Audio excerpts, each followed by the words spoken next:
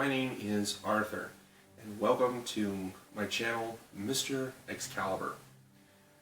I'm creating this channel primarily because of a number of issues that I'm seeing with the current sword market, both good and bad, but also just to help, I guess, the semi-casual sword enthusiast actually have some knowledge on hand, some collective knowledge about all this different kind of swords that are out there.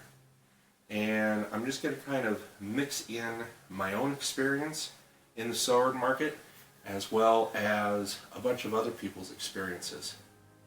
First off, what I want to look at is kind of how the sword market has changed.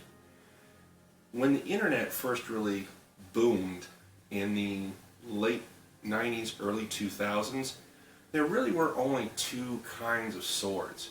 There were the small little independent people who were making very, very good weapons, whether they be sharp, dull, stage combat, something that you could take into real or live steel, or something that was considered battle ready. And then you had everything else that, even though it may have said that it was made out of spring steel or high carbon spring steel, or heaven forbid it was made of stainless steel, basically it was junk. And the divide between those two groups was huge. Today that has changed dramatically, and now what we see today is a growing market that makes very decent, good, functional swords affordable for your casual sword enthusiast or semi-casual sword enthusiast. And what I mean by that is someone who's actually interested in a weapon that will perform reasonably like an actual sword. In other words, it will actually cut through material. It will cut through soft and hard targets, and will actually have the look and feel of a real sword.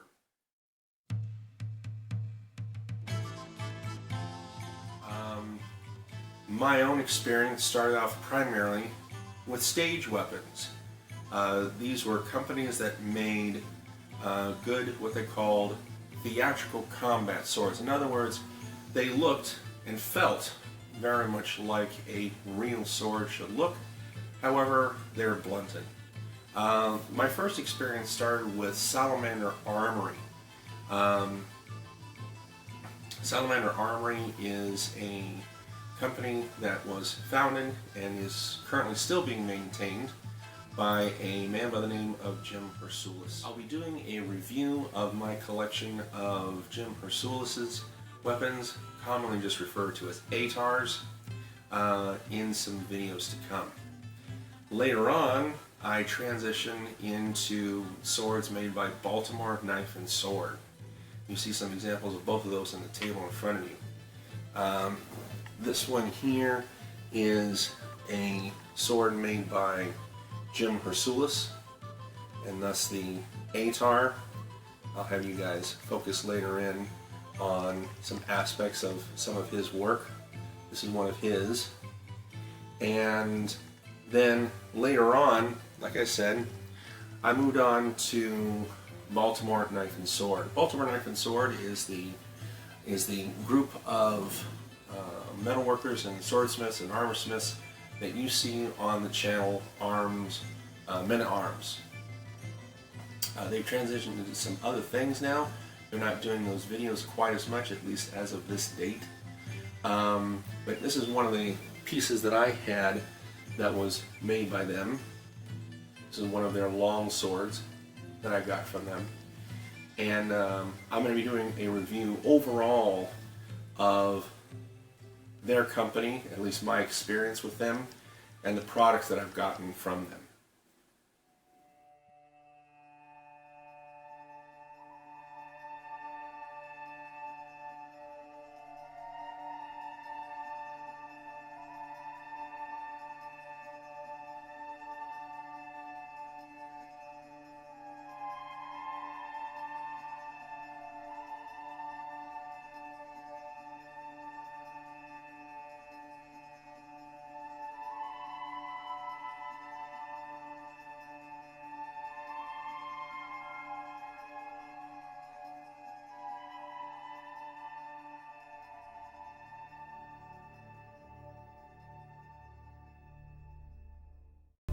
In the last 10 years or so, though, I've transitioned into the sword market as it is today. And there's some examples here of some of the companies that I'm going to be reviewing. Those companies have exploded the sword market into what it is today. And what it is today can be somewhat daunting for the semi-casual sword enthusiast who's looking to buy one of these models. It literally is like being thrown into the deep end of the pool, no life preserver and no lifeguard on duty. And it can be a little bit intimidating, trying to decide between these different models and trying to decide which kind of sword is best for you.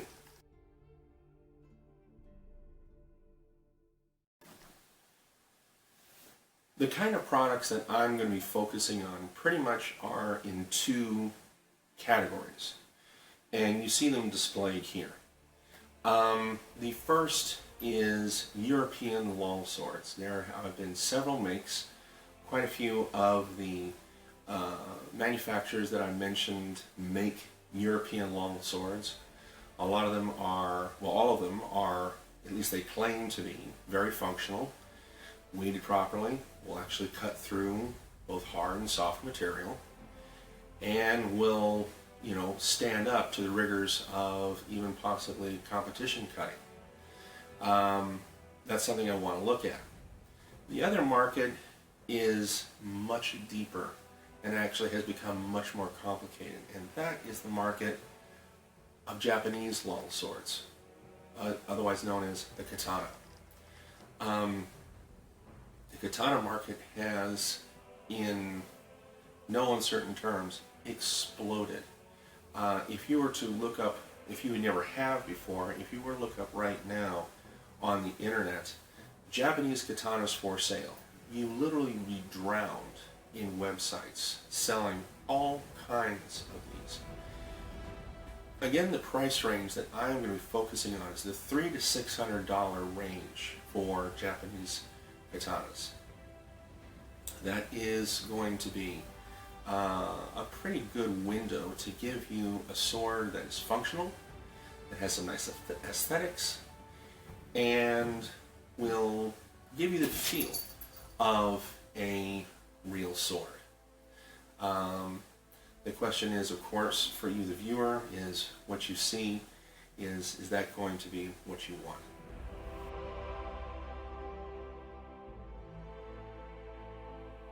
The layout of my videos is basically going to be the following.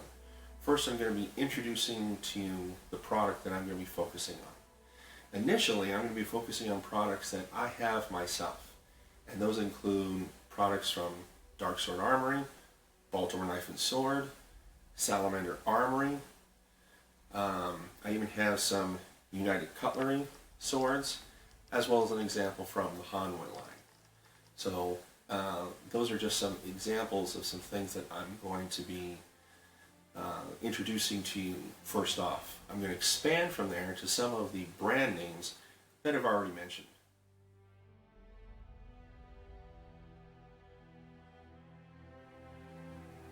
The next aspect of the videos that I am going to introduce is kind of a video collage of what is already out there on YouTube. A lot of people, when they make videos on these various products, give what I call very anecdotal kinds of reviews. In other words, they will say about this particular sword, this feels really heavy, or I like how this feels. It looks really nice. And while those kinds of opinions are very nice to hear, especially when you're looking at the same product yourself and you see someone else on YouTube who is enjoying it, the fact of the matter is it's not giving you much data as far as what kind of product this is. However, a lot of these products have a number of videos out there. Some of them are just very anecdotal. In other words, they're saying how they like how it looks, they like how it feels. Other people will take it back and actually cut through both soft and hard material Some people will actually do destruction tests on these swords, showing what actually the blades really can take, so on and so forth. What my intent is to give a kind of consensus of opinions on all of these videos. And I plan on actually, taking some snippets from people who have done maybe 1 or 2 reviews, or people who have done hundreds of reviews. And my intent here is to really kind of get a broad opinion, so you guys can get just kind of a sample of what we're looking at. Here are some examples of what I'm talking about.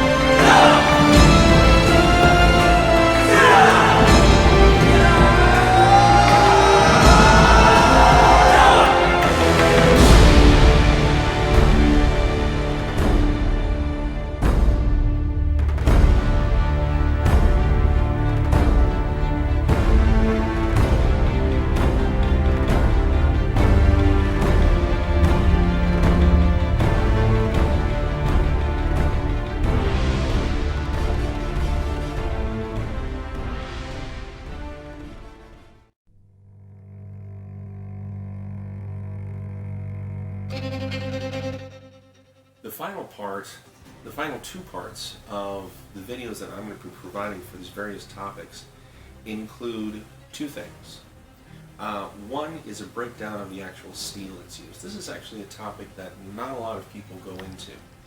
And I think it's very important because so many of these swords now, actually all of these swords now, are using modern steels.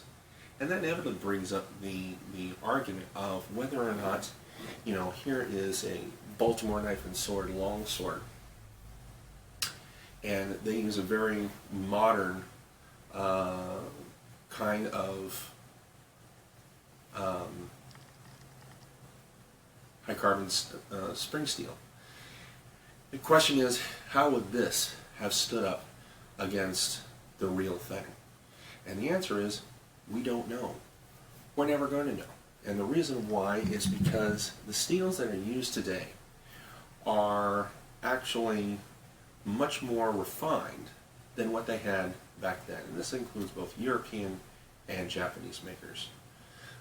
What they have today are steels where they know the exact amounts of elements like molybdenum, chromium, vanadium, carbon, and these amounts are given in the numerical designations of all these steels. That didn't exist back then.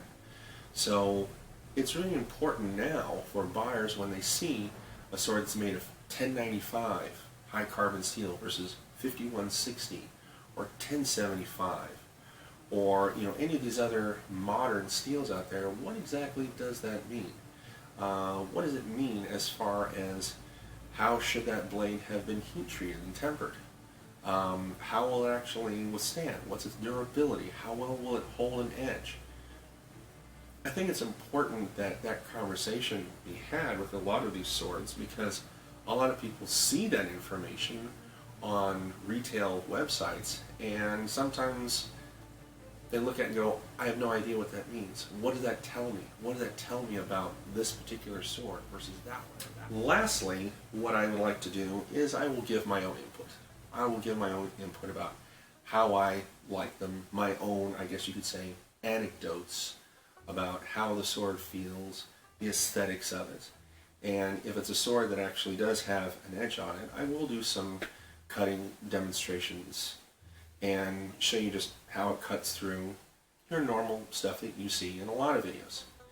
Now the question, of course, people are asking is, well, what really does that, how does your videos differ from everybody else's that out there? Some might be hitting this video right now going, oh no, another guy doing a review on swords. Well, hopefully the combination of everything that I have explained that is going to be included in these videos will make them somewhat unique.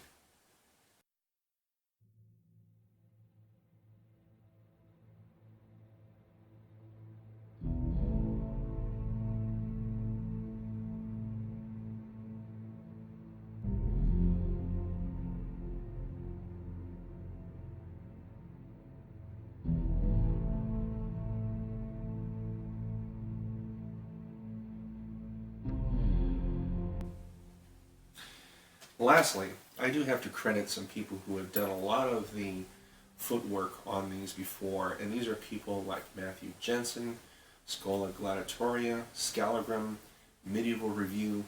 These are just 4 of some of the big YouTube channels out there that have done a large number of these products. And a lot of the products that they have done, I will be doing also, giving my own spin on.